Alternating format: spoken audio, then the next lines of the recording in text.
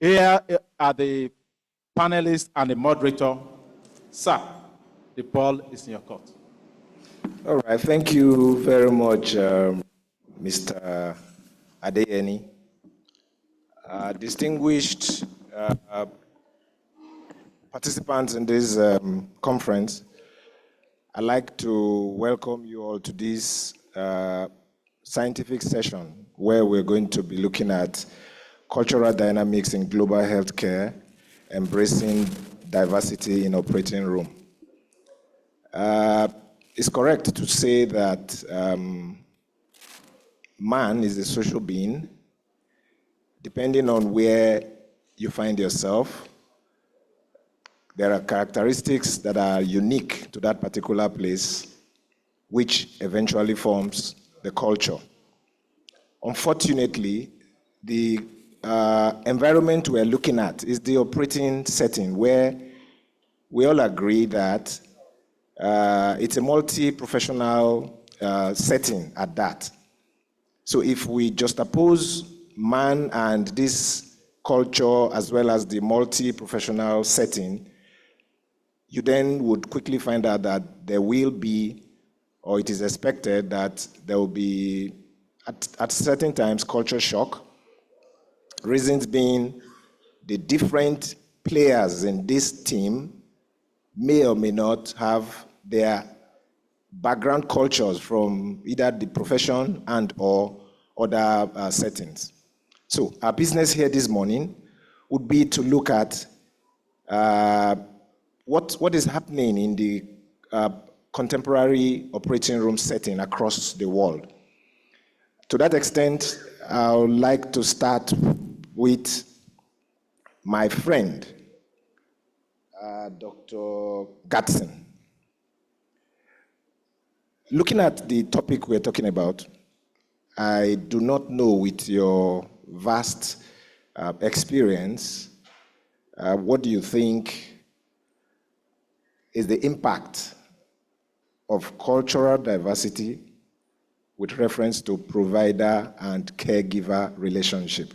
Summarized, do you think there is any impact in the receiver, that's the patient, and the caregiver based on the topic in question, cultural diversity? Thank you very much. I will start by giving you just one second exercise. Just looking around. Looking around, the beauty of diversity. Who would like to have only one color decoration in this room? No. It's beautiful, right? It's beautiful. Blue, yellow, white, green, black. What else? Great. You continue. So that's the beauty of diversity. We start from there. If the beauty everywhere is governed or is ruled by diversity, that's a good thing. So no one would like to have only friends with same personality. It doesn't give any good outcome always. Sometimes you get like discouraged. You get just in one way, but you don't know what is happening in the other side of the life, right? So let's come back to the OR, for example, because that's our setting to summarize. In the OR, how many diversities we have? We have good people. We have a little bit good people. We have, I can say, bad people or harsh people, right? We have different people. We have patients. We have different specialties. We have different, characters. And this, we bring different opinions. We bring different ideas. We bring different perspectives, which we end up by having a good outcome, or I will call it discussable outcome. So I've worked with different people, and some of them with their characters, personalities, they challenged me because I was thinking in one way, And when some idea or opinion comes, then, oh, okay, oh, I was thinking this way, probably, some other people are thinking differently. And then I could change my mind, right? You change your mind. That's how we do research. Why do we do research? How many people do research alone, just one author? No. You bring other people together, and then when you bring other people together, it's opinion. You get opinions, ideas, it's additions. So it happens in the OR too. It happens where even people argue on one thing and then comes with a good results. In terms of cultures, you can work with Nigerian, you can work with someone from Zambia, from Rwanda, from Canada, from US, and then how are you going to harmonize those ideas from different perspectives? We need that. We need that. What is happening the other side of the world? What is happening the other side of from where I am? And then you need to be humble, you need to be receptive, you need to develop the analysis capacity, competences, so that you get one thing that is harmonized to get to the outcome. And the other thing is, we talk about the stressful culture, stressful attitude, and then how do you call it, like easygoing character, easygoing leadership, things like that. Have you seen the competence, stress performance curve? The more you have stress, so the optimal outcome is in between. It's not that at the end, like where you have hard stress, like a big stress, or when you have no stress. Zero stress doesn't give any performance. And then too much stress doesn't give any performance. The other side, there's burnout, and the other side is bore out. You are bored. So the optimal performance is in the between, where everything is harmonized, and that is diversity. Thank you very much. Right. Thank you, Dr. Gaston. I am still concerned about that topic. If you don't mind, Mrs. Dosomo, would you hit the nail on the impact on patient and caregiver? So if, for example, a patient finds himself in a culturally disorganized setting, does it have any implication to the patient particular? Then you, the staff, you're working in an environment where there is chaos, for example, consequent upon the disconnect. As much as we're going to be talking, I expect maybe you to say something about how it impacts on the patient. How does it impact also on the staff who is at that time struggling to eventually render the care? Thank you. Yeah.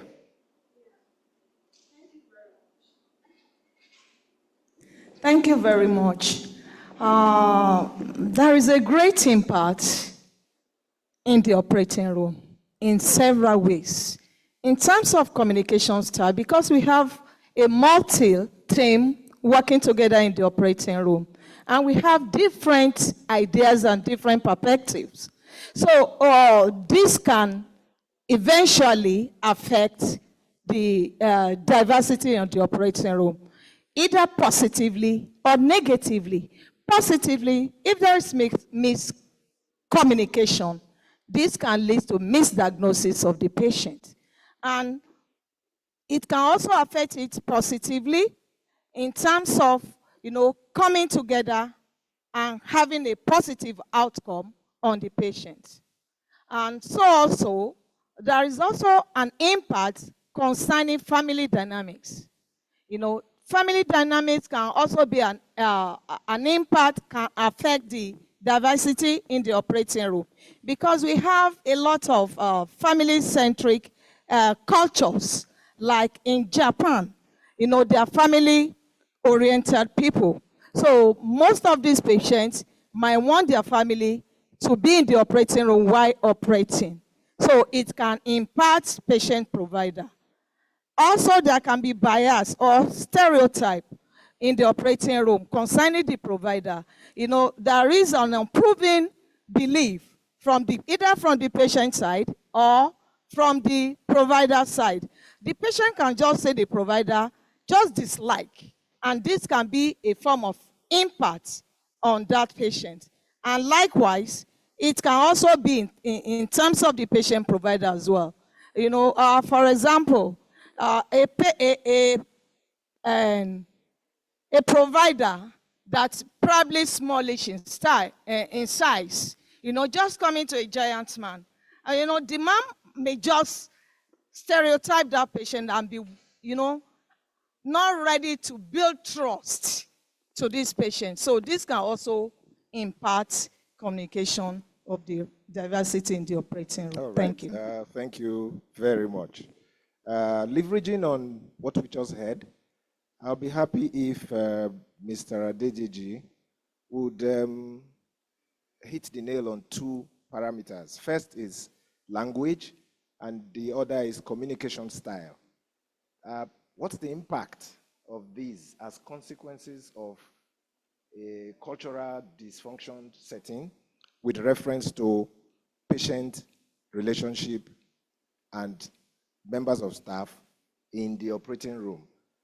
I would expect that you're going to leverage on the Nigerian setting. However, you're also allowed to go outside Nigeria should you have examples to cite. Thank you. Okay. Thank you very much, the coordinator. I think we need to define what culture actually means. And I think by way of definition, the sociologists define culture as values, beliefs, system of language, communication, and practices that people share in common, and that can be used as a collective, that can be used to define them as collective.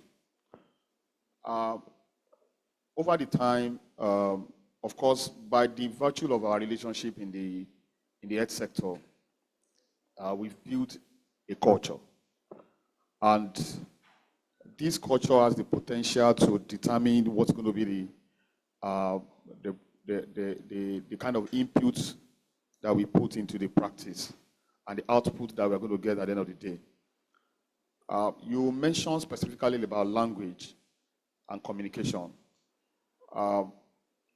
Just from every other person's or other people's opinion and, of course, contributions, we've seen over the time that probably because of the diversity in the background, because, of course, like, for example, in the operating room, for example, we have a surgeon and an anesthetist, a scrub nurse, we have the technician, we even have some unskilled, you know, professionals that also assist in the operating room.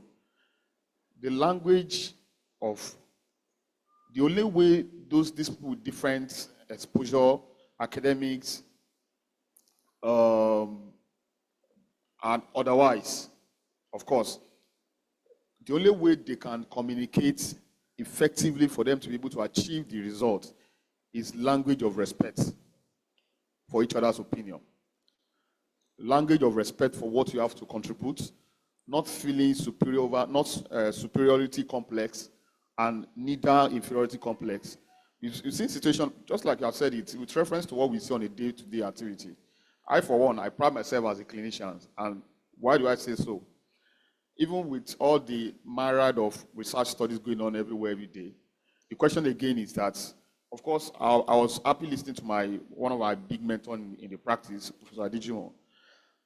He has done a lot of work in terms of research studies, you know, getting through to ensuring that standard of practice is ensured across board.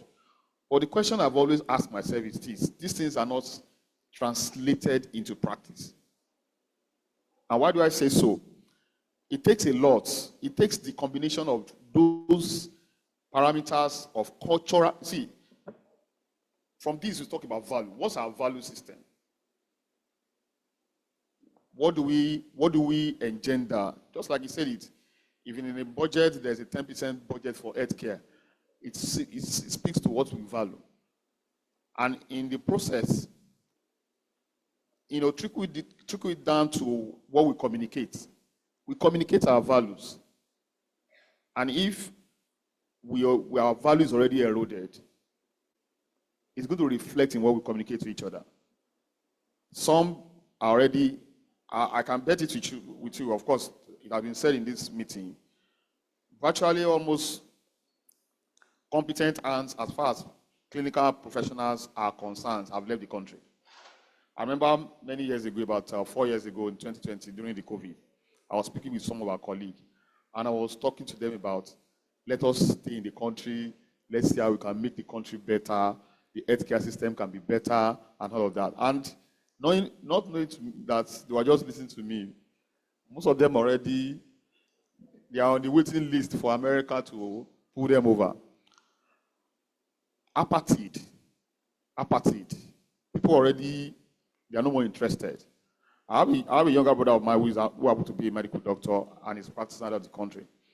He had his baby boy, who happened to be my nephew, was admitted in LUTH. And all he could say was that he saw the effort, but the system is against them. System is there that's supposed to encourage you, is actually frustrating you. And it's being communicated to the care that we give to the patient, and it's reflecting in the outcome of care. I can bet it with you, I can mention many experiences. Patient is dying. Clinicians are walking away. I had a very bad experience of one incident that happened. We had a very mass casualty at last some time ago when the train accident happened with a bus. And of course, it was a mass casualty. One of my colleagues called me, was like, that girl is going to die. A colleague, that girl, that patient is going to die. In my mind, I was like, is she still alive? I said, yes. And my attitude was to make sure that that thing was averted. And good enough, it happened. What am I trying to say is that communication in the system of care is coming from the background of a lot of factors, like I said, frustration, apathy, diversity in knowledge, diversity in opinion, even belief system, value system. So, and I've seen over the time that this has reflected in the management of patients and the outcome of care. Thank you. Thank you very much. I think your analysis, as beautiful as it is, threw me off balance. And I must ask this question at this time. If, as operating room practitioners, were asked, is dead in the middle of everything you said or we are talking about, what would be your response? Thank you very much. Thank you. I think we still have, we have conscience, but like I said, the system is against us. Okay, sorry. That still tweaks my mind a bit. If the system is made up of 1, 2, 3, 4, 5, 6, 7, okay, yet we say the system is, then I'm wondering. I'm sorry. No. It's just making your a point. Bit, yeah. Yeah, that we are the system. So we are we right to say we don't have conscience, or the system, which comprises of us, is making us not to have conscience? Okay, so now, conscience versus priority. Okay. Some individual, okay, for example, somebody that was giving, Prof was mentioning something about what happened at the high places. In my own assessment, I've pinned it down to leadership. Yeah. I realized that probably, the quest for leadership is not to transform. The quest for leadership is, it is my turn. And in quality control, quality assurance, quality improvement projects, go and check it. The first item is leadership. If you are going to do anything fantastic anywhere in the world, if the people that are caught the shot, the policymakers are not making the right decision, it's going to trickle down. It's top-down, bottom process, not bottom-up process. Okay. All right. Thank you very much. Thank you. If for nothing, we've been able to narrow this discussion to leadership, which takes me to decision-making. Mrs. Moboitere, if you don't mind, would you, with your experience, just share what you think about how cultural diversity would affect or influence decision-making in the OR, especially as it affects the proper and smooth running of the operating environment and patient outcome? Thank you very much.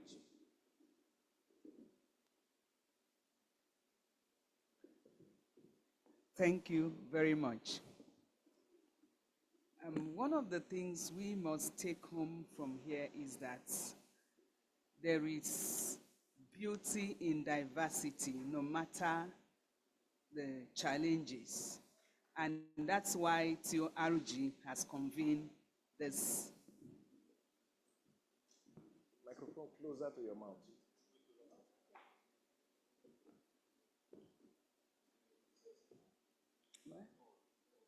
Hello? Yeah. Okay. Thank you very much. I said one of the things that we need to take home from this conference is that there is beauty in diversity, despite challenges. And in the operating room, we are not working in silos, we are working as a team.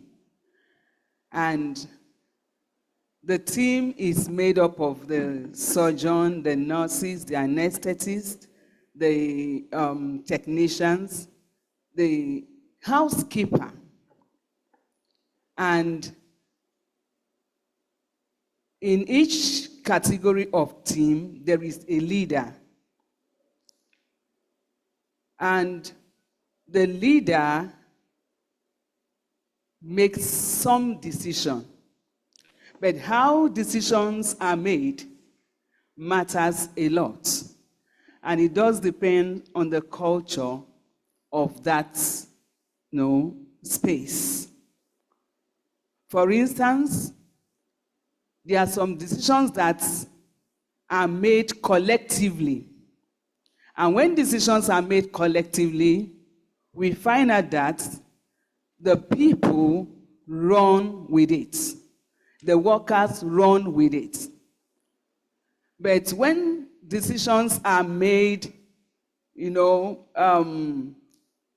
by the leader undermining the workers, that is where the problem comes. Because the other members of the team will feel undermined. So in the operating theater, decision-making should be a collective thing. That should be the culture of the operating room. And bringing diversity into it, let that team spirit that we see in the theater, for instance, I still remember one of the pictures in Philips that has the patient at the center, of the team. Let's remember that the patient is the reason for our decision making. And any decision that will not favor the patient's outcome, positive outcome, should not be taken as a culture in the operating room. Also, we have a situation where the patient has to take a decision. And this decision should be built on informed, consent. The patient should be given enough information to be able to make decision. Not just that, a patient is going for surgery, you just go to the patient and say, oh, you're going for this surgery today, tomorrow, these and these are the things that you require. I had a very, how do I say, funny experience as a student nurse in the theater.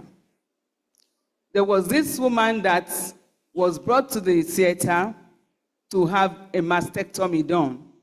So as I received her, I asked her, what were you told would be done for you? She said, I was told that my breast would be washed. I said, eh. So quickly, I had to alert the surgeon and the anesthetist and said that this patient does not understand why, the surgery that is going to be done for her. And as they came out to talk with the patient, we discovered that she made her decision without understanding the type of surgery that will be done for her. And as soon as she was told your breast will be cut off, she almost jumped out of the, trolley. So that episode shows that, okay, let's put it like this, either the surgeon or the anesthetist or the perioperative nurse that went for pre-visit, assume that the patient understood and, made a decision to go in for the surgery. So decision should be a collective thing, and it should be made when all the parties involved understand the reason why that decision should be taken, so that everybody can run with that decision for the good of the patient. All right, thank you very much. I'm happy with the light thrown into that matter. Dr. Kolawole, I am lost right now, though I'm sitting down here. In the face of the explanation given to us by Mrs. Mogboitere, I like us to be practical. She's talked to us about decision-making vis-a-vis what her prescription is. It should be. So, looking at the context where you worked with your experience, do you think decision-making in the operating environment is a consultative one, or what do you think? Well, to buttress on what she has said, I think it is meant to be a consultative and participatory one, and not just a one-man exercise. So that's what I would say. Clear, but for the purpose of those that have these inquiry minds, this could stimulate another area of research.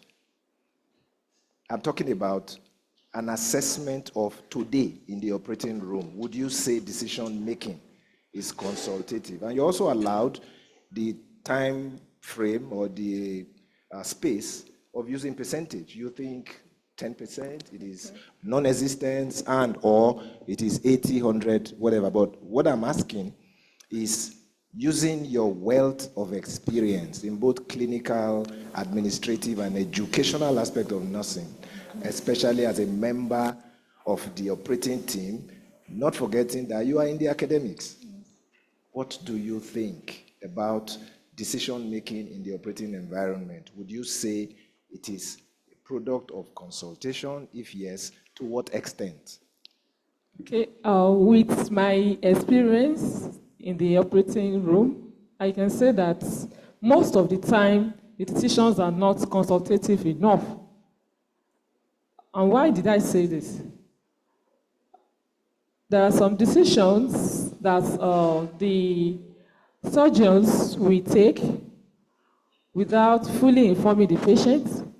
Some the patient will be informed, but not in the language that the patient understands.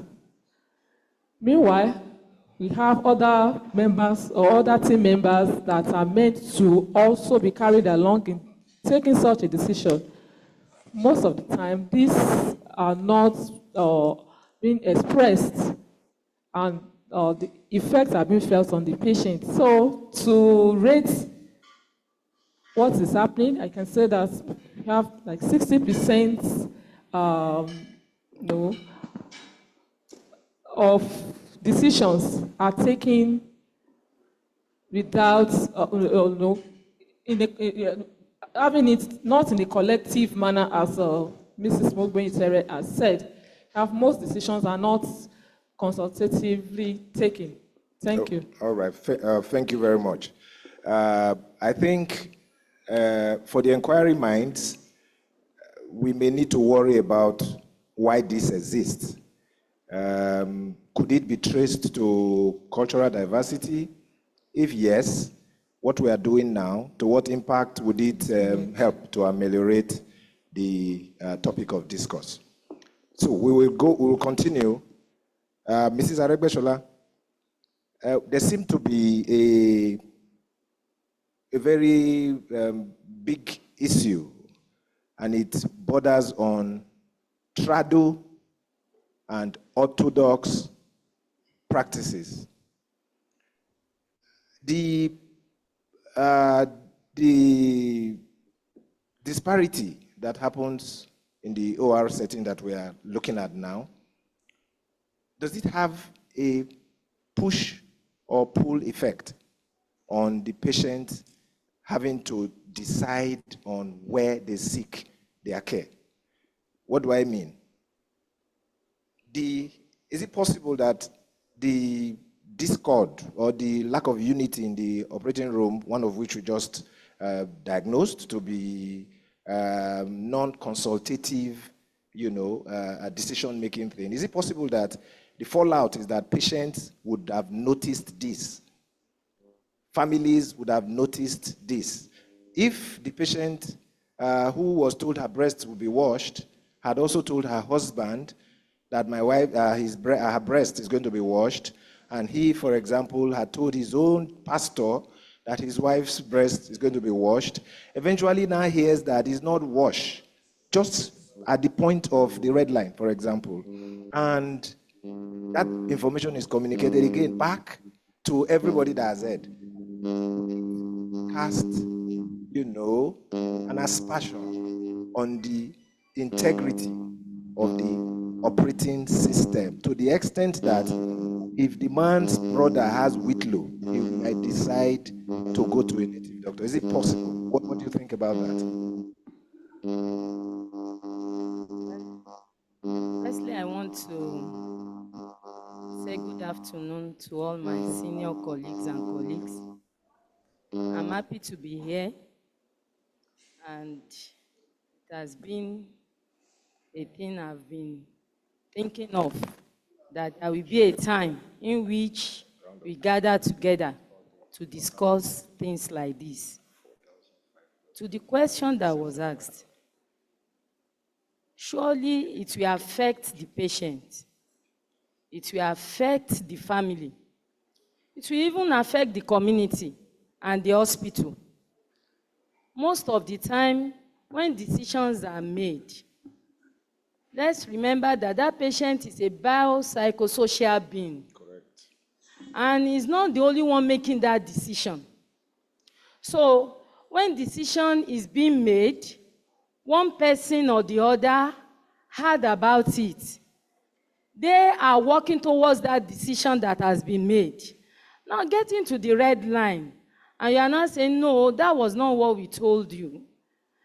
Presently, I'm on my thesis, and I'm writing on bringing together all the operating room team members, in which our discussion, what we do, what we say, it will be the same. Sometimes I was teaching a group of perioperative nurses, and I said, most of the time, we see that we always have this issue in the operating room in which we fight each other. this is not what the anesthetist told me. This is not what the surgeons told me.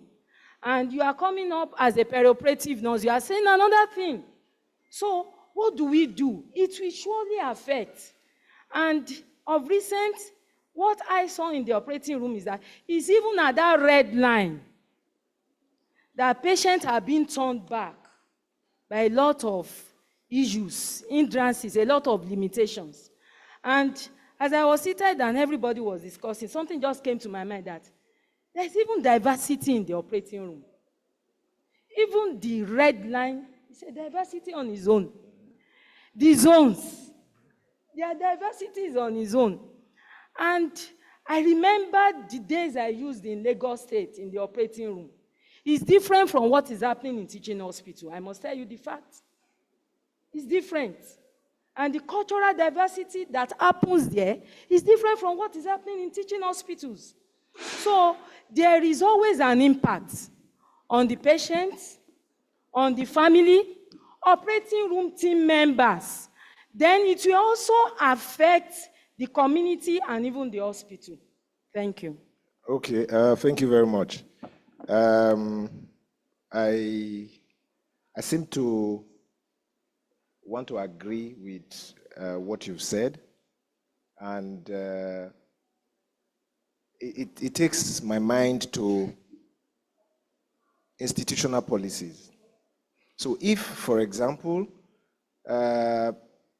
when you're not saying, no, I presuppose that there is no one policy that is acceptable and implemented wholesomely by all institutions. So there would be some modification or tweaking of one policy to suit expectedly that institution. So in the face of that, I'm not sure also there is any institution that will modify a policy and tweak it to their own disadvantage. So the expectation is that if you're picking a policy from, say, Cambridge, for example, and you hope to institute it or implement it in LUTH, or let me not be specific to Lagos now, maybe National Hospital Abuja, it then means that whatever that tweaking is or was, is expected to be adhered to by every member of that community. And in the operating room, members of this community would be anesthetists, periop nurses, surgeons, and all that. Would you then say, is it that there is an absence of culture in the OR setting, or people or professionals just don't seem to want to obey these statutes that have been put in place to govern the environment we are talking about, which is the operating room? Well, the culture is there. It's not absent. It's there. But it depends on individual and the organization we meet ourselves. I said something earlier. Now, most of the time, when we meet ourselves in an operating room, the group of people that comes together, how they understand how to work together matters a lot to make that culture to work, and how they can make it to diversify amongst themselves. So the culture is there, but are we making it to work? So it depends on our relationship with each other in each of the operating rooms, and how we now imbibe those culture, ensuring that we are still putting in mind that our patient is the center of why every one of us, we are here. Let me just make an illustration. I remember then when I was working in operating room theater in Lagos State, you see anesthetists coming in to the theater manager, and you see this relationship, this language, how we talk, communicate, and we discuss patients. That patient is not yet ready. In the next 2 hours, this investigation will be done, this and this. So even if we are preparing for that emergency, we already know. And freely we will move to the consulting room to say, Dr. So, how far with your patients are? I will go and check again. So there is this, how we interact, to ensure that culture works most of the time really matters. Okay, thank you very much. Mr. Adedeji, I'm just leveraging on what she had said. It just simply means that if this existed sometimes back, like she has alluded to, and it seems to be watering down now, something must be responsible. And I'm not sure what that thing is. In your opinion, what do you think may be responsible? I'm using the term may because it may be something that had not crossed your mind before. But if you have anything to talk to us about, what do you think might be the reason? Is it because of a lot of persons traveling out, so there's a water down of standards, or is it, whatever it is? I'm sure the audience will be happy to know from your experience. All right, thank you very much. I'm very big on process. I'm big on, I think somebody has mentioned it today also, on handing over. It's also pertinent that we're talking about culture. For culture to be established, it means that it has passed down from one generation to the next generation. Now, we've been talking about this, that, okay, it has been happening before, but now it's not happening. So what is the missing link? Does it mean that it wasn't passed down? So if I may put it directly, I think one of the things that I've also could allude to is the fact that maybe mentorship is eroded. You know, if with reference to nursing in particular, I'm a nurse. I think we've passed through different dispensation in nursing. We started from when nursing was as crude as what is Gallipot, and then from there we're picking up, we're getting to know things better, and it has gotten to a generation where we realize that we are missing out because we are not educated. A lot of people are going to the university, and now we are leaving the patients, and then attention is now on, I want to get more degrees, I want to get promoted, me too, I want to have my own share of the national cake and all of that. And I think we are moving away from the patients every day, as much as we are trying to embrace education. And I think all of these things has culminated. And I think, in all honesty, it's not only peculiar to nursing. I've seen some of my doctor friends who complain that our consultant does not have our time anymore. You know, they just leave them, go and learn it. I remember when I enter Lagos State government employment, I used to say it. I said, when I came in, whenever we have an emergency, 12 midnight, any emergency, 12 midnight, the consultant will be present. The ambulance will go home to pick the consultant at home, and they will be there to monitor their resident doctors, their registrars. It's not happening anymore. Make your mistakes. That's the language now. We will correct it when we come in the morning. So some of us that are always around in the night, because I see a lot of errors. I was like, this is not the way it used to be. There was one particular incident that happened a few days ago of a patient that was reviewed by the anesthetist and certified the patient fit for surgery. Patient appeared at the red line, only for us to realize that the patient was having respiratory distress. And it was at that point that the anesthetist said, go and do chest X-ray. Of course, patient went to go and do chest X-ray and started desaturating at the X-ray machine, started oxygen, and in ambulance, patient gave up. So these are some of the things that we see, and we see values being eroded by the day, attentions being shifted from patients, and interest being not there anymore. Everybody just wants to come to work. Let me collect my salary and go back home. I need to face traffic. Fuel price is now 1,000 naira per liter. My family needs to survive. So, in my opinion, I think some of these things are what we are dealing with at the moment. Thank you. All right, thank you very much. Mrs. Aregbesola, what he's explained can be summarized maybe in 4 or 5 subheads. First, absence of process, lack of or poor culture of handing over, reduction in attention of superiors to patients receiving care, mentorship, and people pursuing personal aggrandizement as against professional oaths that we've taken and promises and all that. So in the midst of this, what would you say, or as an advice to the operating team members? Somebody at one time said, if you want to earn the politicians' money, go into politics. If you are worried about what people get on daily basis from internet, content making and all that, don't do anything bad, just go into content making if you can. So what would you advise the members of this team that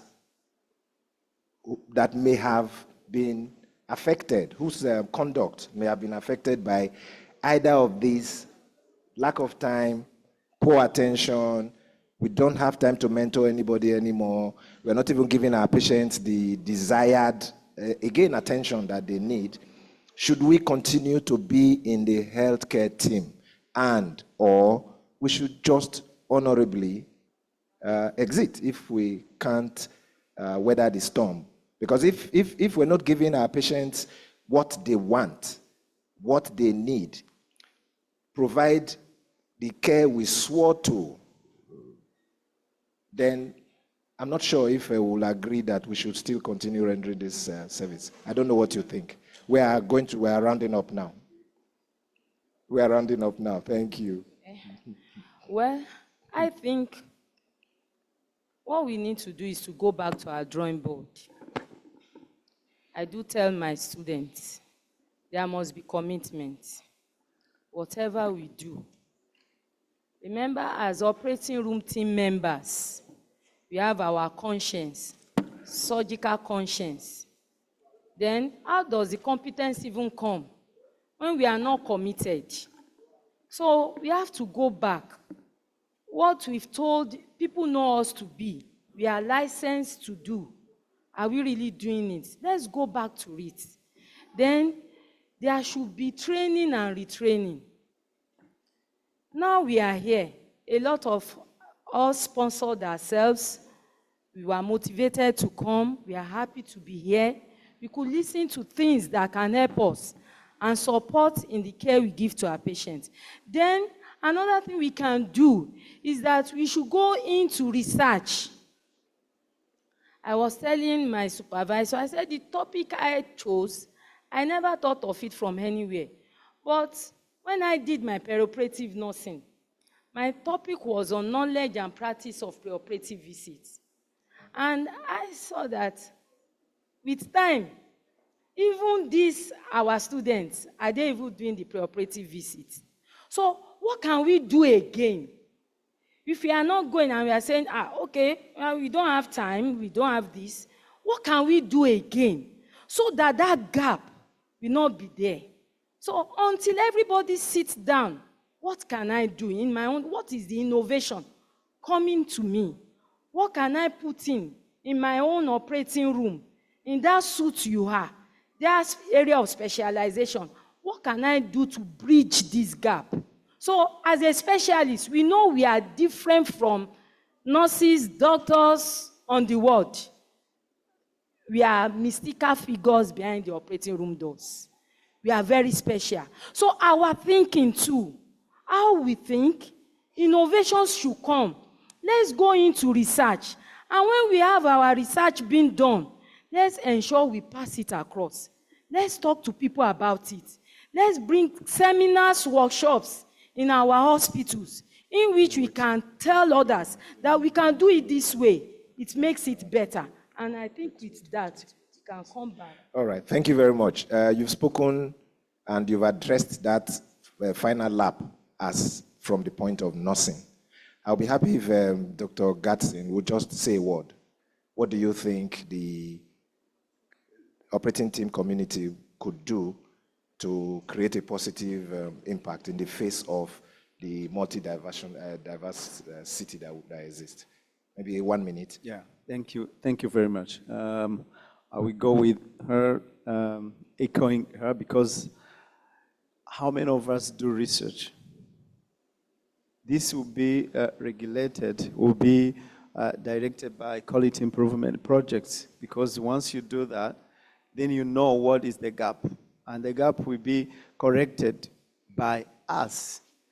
There's something probably we forgot to talk about, the hierarchy issues, which happens in mostly LMIC. There are some of the high-income countries with hierarchy. You know, if someone is really important for the institution, no one will touch him or her. You know, whatever he does, no one will care, you know. But others will suffer, the team will suffer. If someone else, brings a lot of money for the hospital, for the institution, no one will touch him. Have you seen that?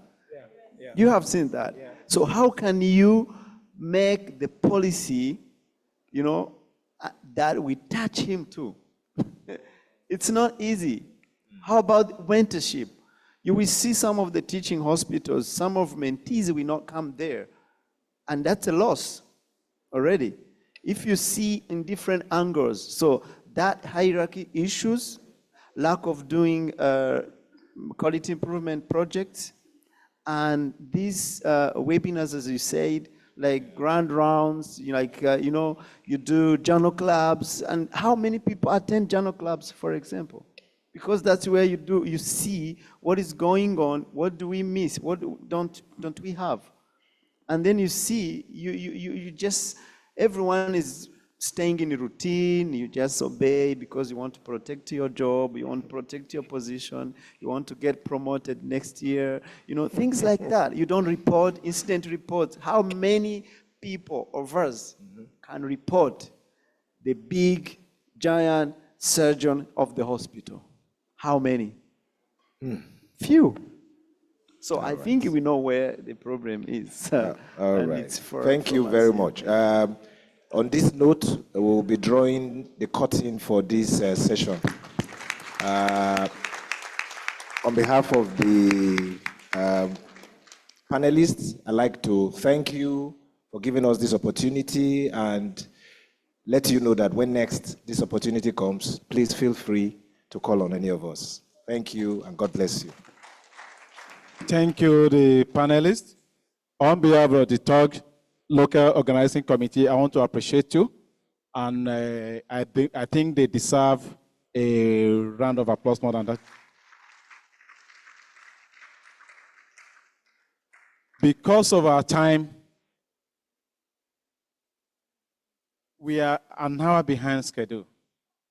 But we can just take one question or comment.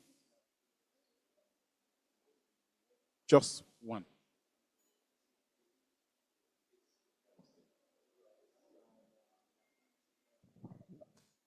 Yeah, thank you very much, panelists and moderator. For time's sake, I'll try and keep it short. Now, first, I want to suggest that we should not over-depend on research. We have the professional orientation provides enough opportunity for data gathering and data management. I think in some teaching hospitals, at least in mine, there is an audit committee, a nursing audit committee. There is a difference between service evaluation and service auditing. In service auditing, an improvement element is added into the data gathering and data management system. So, and I think that's the kind of thing the doctor, sorry, remind me? Yes, what you were referring to moments ago. That's the kind of thing we need to do routinely. Such data can be secondarily used for research. So it's not that you're really looking out for research to carry out research, but it should just be routine. And we should have databases that can be examined from time to time to identify opportunities for improvement. Secondly, there's the issue of communication, and communication is a culture issue. Keep in mind here that when we say culture, it doesn't necessarily mean the customs where we were brought up and go. It's about what we know to do, what we think is normal, what we've been doing over time, what has become acceptable, a routine. That's culture. It's a routine in some places, for example, for an anesthetist to simply examine a patient and say, well, this patient is not fit for surgery, talks to nobody, not even the surgeon. In some places, it's that bad, and just walks away. And then a phone call comes, and they says, what's going on? You were in the theater moments ago. What happened? The patient is ready. The surgeon said, oh, okay, the patient is not fit for surgery. We still need to do an ARU and creatinine. That's the kind of thing we want to promote. We need an arrangement where there can be review meetings, for example. Weekly, monthly, quarterly review meetings, and we use data to monitor improvement. Thank you. Thank you so much for that contribution, sir. I think we have learned one or two things from that you have said. Having said anything, we want to appreciate you for your contribution to this session. Thank you for giving us this opportunity, and let you know that when next this opportunity comes, please feel free to call on any of us. Thank you. God bless you. Thank you, the panelists. On behalf of the TORG Local Organizing Committee, I want to appreciate you, and I think they deserve a round of applause. Because of our time, we are an hour behind schedule.